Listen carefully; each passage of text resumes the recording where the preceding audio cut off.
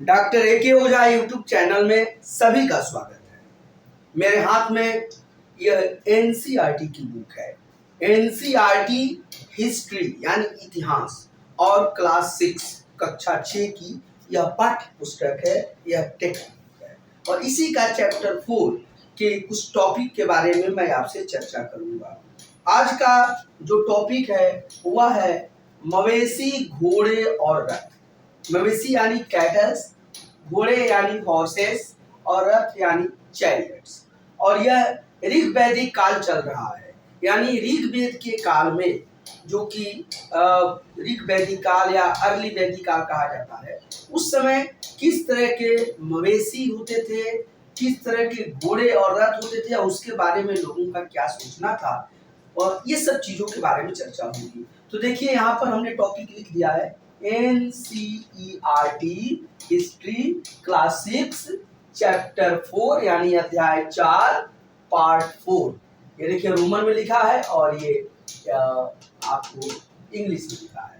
तो ये पार्ट 4 है, यानी उसका भाग 4 है। इसका ये अर्थ हुआ कि भाग 3 तक ये बन चुका है और उसका भी लिंक इस वीडियो के डिस्क्रिप्शन बॉक्स में आपको मिल जाएगा। ये चैप्टर 4 है, यानी कि इसके पहले के भी चैप्टर 1 2 3 ऑलरेडी अपलोड हो चुके हैं। उसका भी लिंक दिया जाएगा और आप पूरे बेटर रिजल्ट के लिए और कंटिन्यूटी के लिए सभी को देखते रहेंगे।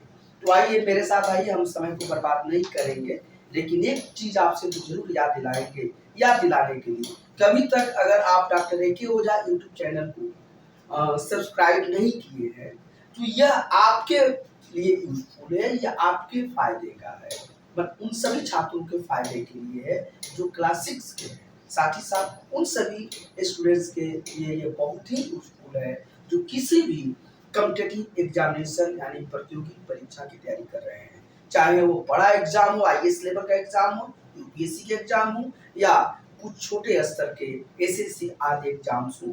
तो जो भी कंपटीशन के एग्जाम है, ऑल प्रतियोगी एग्जामिनेशन की मैं नाम ले रहा हूँ, किसी को छोड़ नहीं रहा, सभी में इस तरह के क्वेश्चंस पूछे जाते हैं। इसलिए आप सब इसको सब्सक्राइब कर लीजिए, इसे शेयर भी कीजिए ताकि आपके दोस्तों को भी इससे लाभ हो, और साथ ही साथ आप इससे लाइक और कमेंट भी कीजिए। अब आइए टॉपिक पे आते हैं।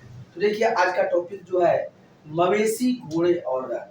ये कब की बात हो रही है? यह ऋग्वेद की बात हो रही है। ऋग्वेद विश्व की प्राचीनतम पुस्तकों में से एक है और इसकी रचना इस बुक में लिखा गया है कि आज से शायद 3000 वर्ष पहले हुई थी। हालांकि कुछ विद्वानों का ये भी कहना है कि इससे भी पहले इसकी रचना रहा है, लेकिन हम एनसीईआरटी को फॉलो करते हैं तो 3500 वर्ष पहले इसकी रचना हुई थी। तो इतनी पुरानी पुस्तक की चर्चा हम कर रहे हैं और उस पुस्तक में मवेशी यानी कैटल्स, घोड़े यानी कि हॉर्सेस और रथ यानी चैरियट्स के बारे में लोगों का क्या विचारधारा था, यही हमारा सब्जेक्ट है। देखिए ऋग्वेद में मवेशियों, बच्चों, खासकर पुत्रों, बच्चों का मतलब यहाँ संतानों से है, और घोड़ों की प्राप्ति के लिए अनेक प्रार्थनाएं हैं। तो ऋग्वेद में बहुत सारी प्रार्थनाएं हैं। क्या है? प्रार्थनाएं। देखिए पहली पॉइंट पर लिख देता हूँ आराम से, प्रार्थनाएं। प्रार्थनाएं, इसको हम हाइम्स बोलते हैं। इंग्लिश में क्या बोलते हैं? हाइम्स, क्योंकि सभी को लाभ हो, इंग्लिश हिंदी दोनों को मैं ख्याल करता हूँ। हाइम्स, हाइम्स जो है किसके बारे में है? ये देखिए घोड़ों की प्राप्ति के बारे में। ये किस चीज को पाने के लिए है? घोड़ों। यहाँ पर लिख देते हैं कि देखिए यहाँ मवेशियों लिखे पर जो किताब में लिखा हुआ लिख रहा हूँ, तो मवेशियों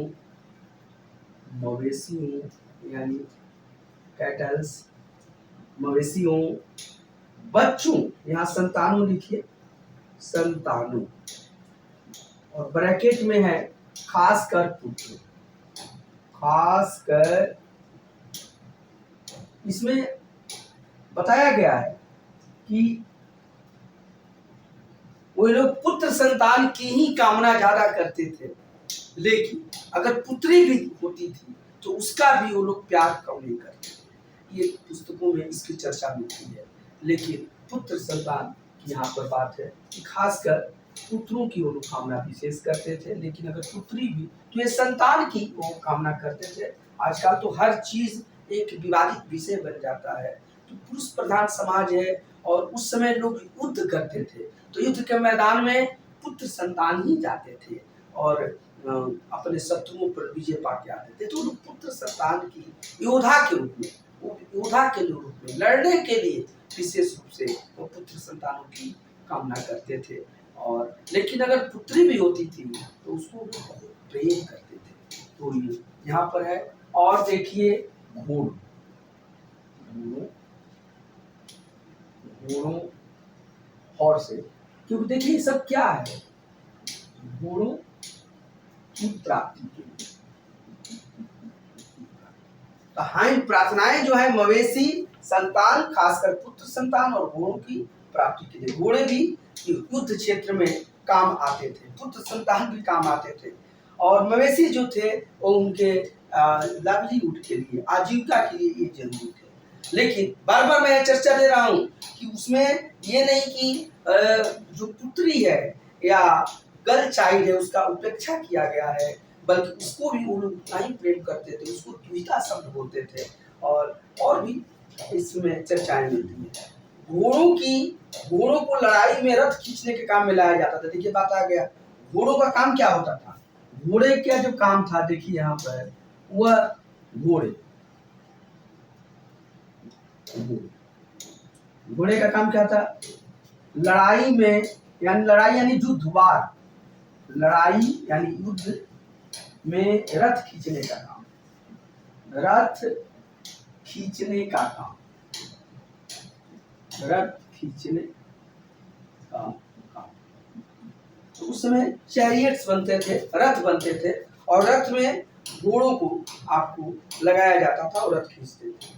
इन लड़ाइयों में मवेशी जीत कर लाए जाते थे। लड़ाई में क्या होता था कि मवेशी को जीत कर लाते थे। देखिए लड़ाई यानी युद्ध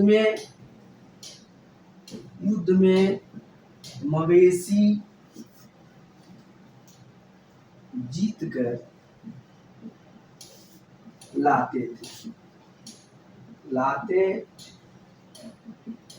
ये देखिए मवेशी, लड़ाई में मवेशी को जीत कर लाते थे, कैटल्स को जीतते थे।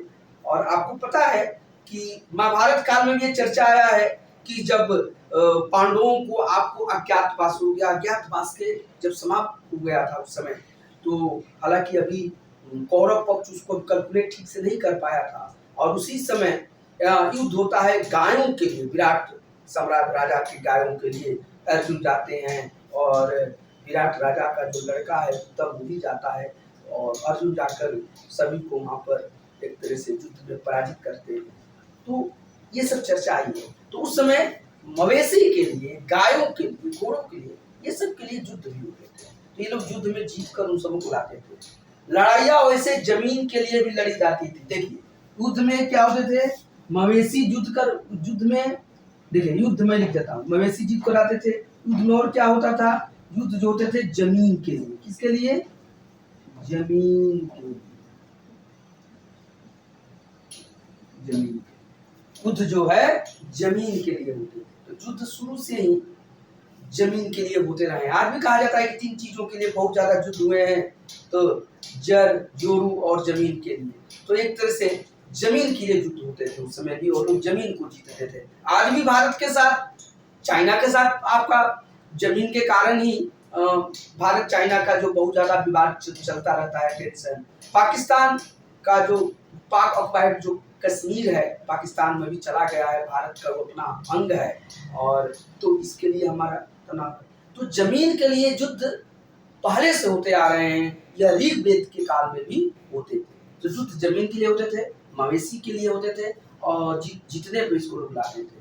साथ ही साथ वैसे जमीन के, अच्छा जमीन में कैसे जमीन के लिए होते थे, वैसे जमीन के लिए जहाँ चारागाह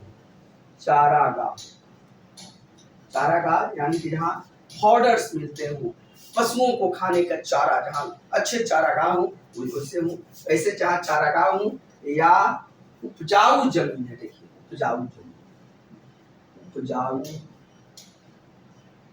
जमीन जो है या तो चारागाह हो या उपजाऊ हो। और उपजाऊ में क्या है कि जौ जैसी जल्दी तैयार होने वाली फसल। उपजाऊ का मतलब जौ क्या होता है, बार्ली होता है। जौ को क्या बोलते हैं बेटा, बार्ली। तो देखिए मैं बार्ली लिख देता हूँ, तो बार्ली जैसा ये उपजाऊ जो फसल होते हैं, तो जौ जैसे जल्दी पैदा हो जाने वाले, जल्दी तैयार हो जाने वाले फसल, तो जौ जैसे जल्द तैयार होने वाले फसल, जल्द तैयार होने वाले फसल, होने वाले फसल, तो हमको लगता है बिल्कुल क्लियर है। उस समय जो लोग प्रार्थना जो करते थे, हाइम्स जो करते थे, वह संतान प्राप्ति के लिए करते थे, विशेष करके वो पुत्र संतान की बात है। साथ ही साथ घोड़ों के लिए करते थे, घोड़ों की प्राप्ति को भगवान से मांगते थे, अपने इष्ट से वो मांगते थे कि, और मवेशी को मांगते थे, क्योंकि उनकी लाइवलीहुड का ये बेस। साथ ही साथ वो लोग जो युद्ध होती थी, तो युद्ध में क्या होता था कि जो घोड़े की जो प्राप्ति युद्ध के लिए करते थे, तो उसको, उस घोड़े को वो लोग लड़ाई में रथ खींचने के काम में लाते थे, ठीक है, जो घोड़ों के लिए जो युद्ध करते थे या प्रार्थनाएं करते थे। युद्ध में वो मवेशी जीत कर लाते थे, और साथ ही साथ युद्ध जमीन के लिए भी होती थी, और वैसी जमीन जहाँ की चारागाह उपलब्ध हो, तो चारागाह वाले जमीन पर वो युद्ध करते के लिए युद्ध करते थे कि चारागाह वाले जमीन प्राप्त कर ले। साथ ही साथ उपजाऊ जमीन के लिए भी युद्ध होती थी, क्योंकि और ऐसी उपजाऊ जमीन जहाँ की जौ जैसी फसल जल्दी से तैयार हो जाए। इसी के साथ साथ यहाँ पर देख लीजिए कि कुछ लड़ाइयाँ पानी के स्रोतों के लिए भी की जाती थी, और कुछ जो लड़ाइयाँ हैं वो पानी के लिए भी होती थी, पानी के लिए भी लड़ाइयाँ होती थी, पानी के लिए। आपको ऋग्वेद में एक दशराज्य युद्ध का चर्चा है, जिसमें बैटल ऑफ 10 किंग्स कहा जाता है। यह रावी नदी के किनारे हुआ था, और ये जल के लिए ही हुआ था। रावी नदी के किनारे, रावी नदी के जल को लेकर, उसमें ऋग्वेद में रावी नदी को परशुराम रिवर कहा गया है। तो जल के पानी के लिए ये युद्ध का एक कारण माना जाता है। और भी कारण था, विश्वामित्र और वशिष्ठ का जो आपसी जो प्रतिद्वंदिता थी, उसके लिए भी युद्ध हुआ था। तो इसके कारण थे विशेष में दशहरा के युद्ध में आपको अलग से टॉपिक बना के बताऊंगा, लेकिन अभी हमें एनसीईआरटी को ही क्लियर करना है, तो आपको उसका चर्चा बस में चर्चा कर दे रहा हूँ। तो पानी के लिए भी युद्ध होते थे, और देखिए कि ये लोग युद्ध में लोगों को बंदी बनाने के लिए भी लड़ी जाती थी। एक और युद्ध का कारण क्या था? लोगों को बंदी बनाने के लिए, लोगों को बंदी बनाने के लिए, बंदी बनाने के बहुत, ये आपको बिल्कुल क्लियर होता जा रहा है ना कि मैं ऋग्वेद में मवेशी, घोड़े और रथ के बारे में लोगों की क्या विचारधारा थी, या इसके विषय में मैं आपको यहाँ चर्चा कर रहा हूँ। अब हुआ कि ऋग्वेद में जो प्रार्थनाएं हैं वो किस लिए हैं? किसी चीज को पाने के लिए लोग प्रार्थना करते थे, ठीक है, और किस चीज को पाने के लिए? तो मवेशियों को पाने के लिए, संतानों को पाने के लिए, और घोड़ों की प्राप्ति के लिए। अब बात है कि भाई घोड़ों को क्यों चाहते थे? तो घोड़ों को वो लड़ाई में रथ खींचने के लिए काम में लगाते थे, और इसलिए उन्हें घोड़ों की आवश्यकता थी। साथ ही साथ और युद्ध किन किन कारणों से युद्ध करते थे, और ठीक है, अब युद्ध करके क्या करते थे? तो पहले तो युद्ध मवेशी के लिए करते थे, और मवेशी को जीत कर लाते थे। युद्ध या वार वो जमीन के लिए भी करते थे, और कैसी जमीन? तो जिस जमीन में चारागाह हो वैसी जमीन के लिए करते थे, या जो जमीन उपजाऊ हो, फर्टाइल हो, और जहाँ जौ जैसी फसल जल्दी से तैयार हो जाए, वैसी जमीन के लिए युद्ध करते थे। साथ ही साथ उनका जो युद्ध होता था वो वाटर के लिए, पानी के लिए होता था, पानी के लिए युद्ध लिखे हैं। साथ ही साथ युद्ध लोगों को बंदी बनाने के लिए भी करते थे। तो इसलिए आपके युद्ध के कारण यहाँ पर दिए गए हैं। देखिए, आपको 1 कारण, 2 कारण, 3 कारण, 4 कारण, 5 कारण युद्ध के हो गए, आपको यहाँ पर हमें लिखवा दिया है। अब फिर यहाँ पर थोड़ा आगे मैं टॉपिक को बढ़ाता हूँ, और नेक्स्ट बातों को मैं यहाँ पर चर्चा करता हूँ। तो देखिए, याद रखिए, आप इसको नोट कर लीजिए, ये आपके एक शॉर्ट नोट्स बन जाएगा, और जब भी आप इसको पढ़ेंगे पूरा लेक्चर आपको याद आ जाएगा, और यही पढ़ाई का अच्छा तरीका भी होता है। एनसीईआरटी को आप तैयार कर लीजिए। ये मेरा प्लानिंग है कि मैं क्लास 12 तक पढ़ा दूंगा आपको, और सिर्फ हिस्ट्री ही नहीं, सिविक्स भी बताऊंगा, इकोनॉमिक्स बताऊंगा, साथ ही साथ ज्योग्राफी बताऊंगा। तो ये सभी चीज़ों को हम चर्चा करेंगे। और अगर इतना आप तैयार कर लेते हैं तो आपके लिए, आप कल के कहीं के डिस्ट्रिक्ट मजिस्ट्रेट हैं, कहीं के जिलाधिकारी या कप्तान हैं, आपको पुलिस सुपरिटेंडेंट हैं, तो ऐसे बड़े पद पर भी जा सकते हैं। और छोटे पद पर, छोटे पद तो कोई छोटा होता नहीं है, मेरा तो यही मानना है। और टीचर बन सकते हैं, कोई भी काम बन सकते हैं और जीवन में कामयाब हो सकते हैं, आपको एक अच्छा ज्ञान हो सकता है। तो ये कहना नहीं कि ये बहुत बड़ा पद है, हर पद अच्छा होता है, ठीक है, हर काम अच्छा होता है। तो कोई काम आपको निंदनीय नहीं है और कोई काम बड़ा है न छोटा है। राष्ट्र के निर्माण में सभी कार्यों का समान महत्व है। तो लेकिन आपके पास अगर ज्ञान हो जाएगा, तो आप समझ हो जाएगा, तो आप जीवन में कोई भी या कैसे भी सफलता पा सकते हैं। बस यही मकसद है। आगे आइए, युद्ध में जीते गए धन का कुछ भाग सरदार रख लेते थे। देखिए, जब युद्ध होता था तो उसमें धन जीता जाता था। देखिए यहाँ पर मैं लिखता हूँ, जीता गया धन, जीता गया धन, वेल्थ। धन क्या है? वेल्थ है। तो जो धन वे लोग जीतते थे, ठीक है, अब उसका ये लोग क्या उपयोग करते थे यहाँ पर, तो जीते गए धन का कुछ भाग सरदार रखते थे। ये जो धन है इसको भाग बांटा जाता था। तो इसके जो कुछ भाग हैं, सम पार्ट, कुछ भाग, ठीक है ना, ये जो सरदार रख लेते थे। सरदार मतलब जो युद्ध का नेतृत्व करते थे वो सरदार कहे जाते थे। तो कुछ भाग सरदार के पास होता था, सम पार्ट्स, ठीक है। फिर जीते गए धन का कुछ भाग जो होता था वो पुरोहित रख लेते थे। उसमें पुरोहित होते थे, पुरोहित जो पूजा पाठ का, यज्ञ आदि का काम कराते हैं। तो कुछ भाग पुरोहित रख लेते जीते गए धन का। और साथ ही साथ, और देखिए, और इसके बाद क्या होता था कि और शेष धन जो है, शेष धन धन कहिए या शेष भाग, धन तो मैं लिखी दिया, शेष भाग आपको यहाँ पर देख लीजिए कि यह आम लोगों में बांट दिया जाता है।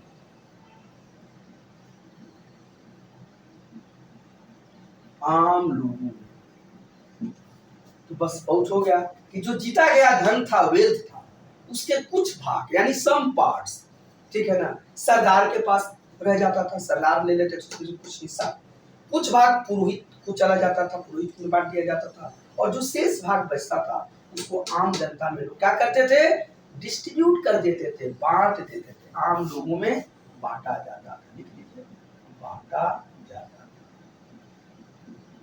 ये बिल्कुल एक तरह से समता मूलक समाज की तरफ हम बात कर रहे हैं। कुछ धन यज्ञ के लिए भी प्रयुक्त होता था। और देख लीजिए यहाँ पर एक और मैं लिख लेता हूँ, आगे बता रहा है। और कुछ धन यज्ञ के लिए, कुछ धन यज्ञ के, यज्ञ, कुछ धन यज्ञ के लिए भी प्रयुक्त होता था।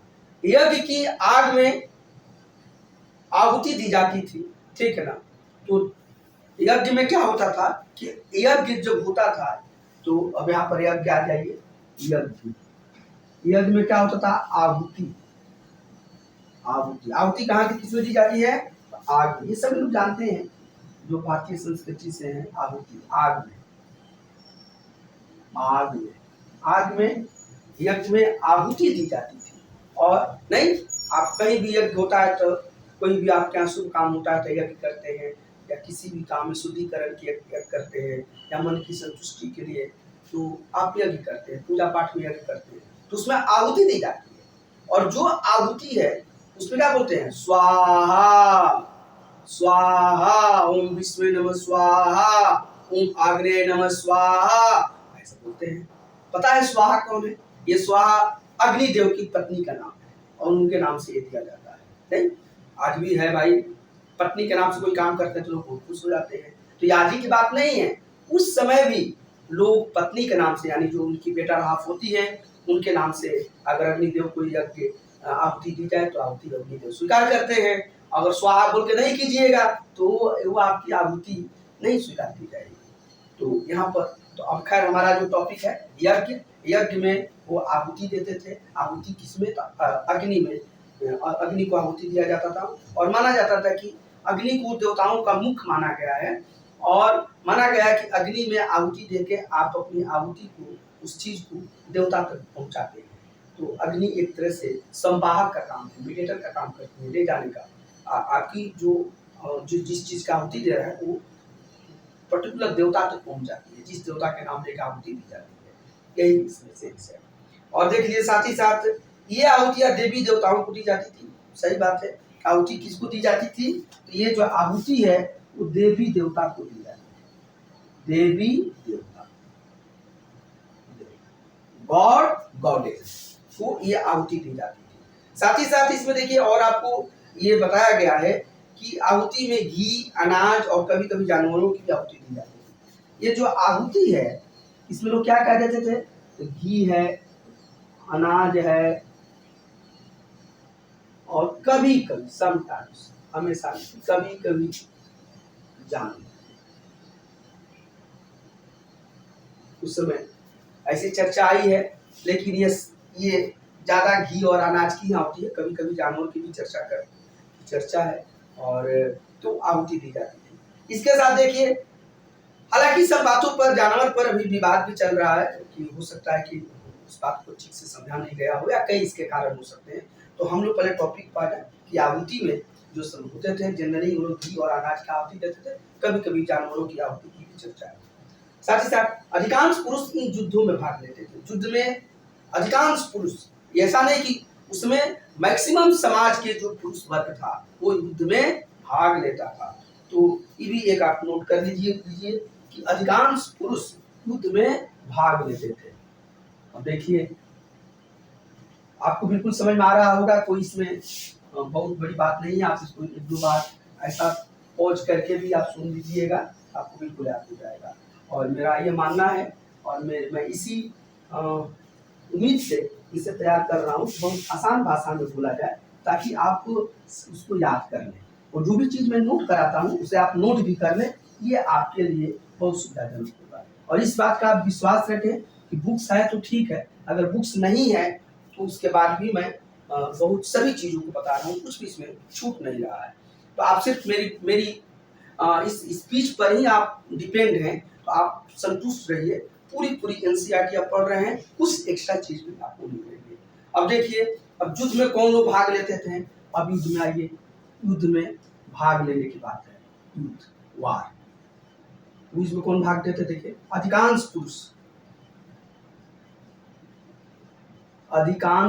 यानी समाज के अधिकांश पुरुष, ठीक है, महिलाओं की बात नहीं है यहाँ पर, समझ यहाँ पर अधिकांश पुरुष युद्ध में भाग लेते थे। और इसीलिए ये लोग पुत्र संतान की ज्यादा कामना करते थे कि चूंकि उनको युद्ध करना होता था, तो उस समय अधिकांश पुरुष युद्ध में भाग लेते थे। संतान होगा तो युद्ध में जाएगा। वो जनरली लड़कियों को या गर्ल चाइल्ड को युद्ध में नहीं ले जाते थे, ठीक है। लेकिन जब लड़की होती थी, पुत्री होती थी, तो उसको बहुत प्यार करते थे। इसके साथ ही साथ ये देखिए कोई अस्थाई सेना नहीं थी। यहाँ पर देखिए बहुत इंपॉर्टेंट बात है, कोई अस्थाई सेना नहीं, मतलब अस्थाई सेना नहीं, स्टैंडिंग आर्मी। अस्थाई सेना को क्या बोलते हैं? Standing army. अस्थाई सेना,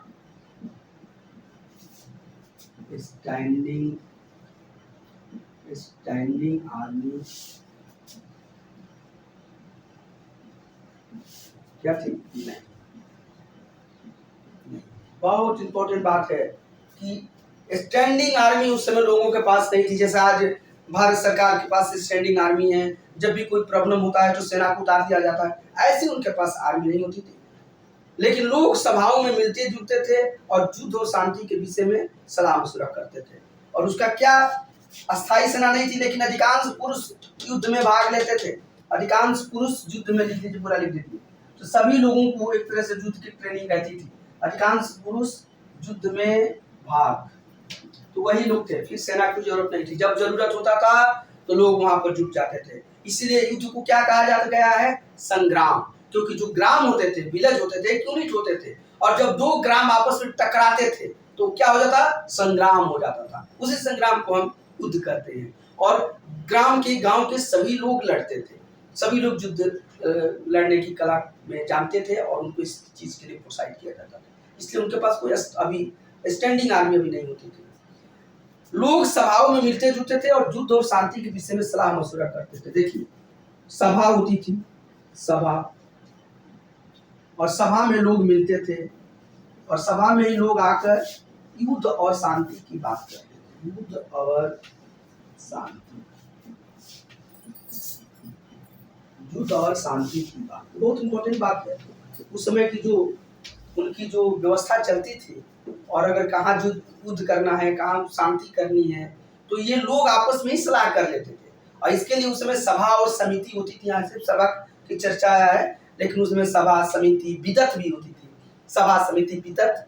लेकिन चूंकि हम अभी एनसीईआरटी को पढ़ा रहे हैं तो ठीक है, लेकिन उसमें 3 तरह की सभा थी। एक को सभा कहते थे, एक समिति कहते थे, और एक आपको विदत कहते थे।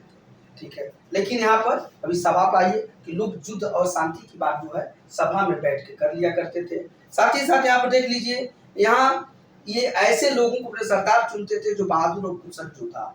और इसी सभा में लोग क्या करते थे, सरदार चुनते थे। सरदार चुनना, सरदार चुनना काम होता था। और सरदार किसे चुनते थे, जो, ठीक है ना, जब भी अपना कोई सरदार चुनेगा तो वो बहादुर होना चाहिए, ब्रेव होना चाहिए, बहादुर और योद्धा, बहादुर एंड एवं योद्धा, योद्धा वॉरियर होना चाहिए, युद्ध लड़ने की कला उसे ज्ञात होनी चाहिए। ठीक है, तो ऐसे लोगों को सभा होती थी, सभा में लोग अपने सरदार भी चुन लेते थे, और ऐसे लोगों को सरदार चुनते थे जो बहादुर हो, और साथ ही साथ जो करेजियस हो, जो साहसी हो, जो निडर हो, और जो कुशल योद्धा भी हो, और जो युद्ध लड़ने की कला में वो माहिर हो। तो ऐसे लोगों को लोग सरदार चुनते थे। यही लोग युद्ध और शांति की फैसला भी करते थे। यही होता था, उनकी कोई स्टैंडिंग आर्मी नहीं होती थी। अधिकांश पुरुष उस समय युद्ध में भाग लेते थे। मोस्टली जो लोग थे वहाँ पर मेल पर्सन, वो युद्ध में जाते थे और युद्ध में पार्टिसिपेट करते थे। ठीक है, अस्थायी सेना नहीं थे। यह बात आपको याद हो गया होगा। तो बस इतना ही। फिर अगले पार्ट में इसके नेक्स्ट बात कि लोगों की विशेषता बताने वाले शब्दों के बारे में मैं चर्चा करूंगा। आज क्लास इतना ही। धन्यवाद।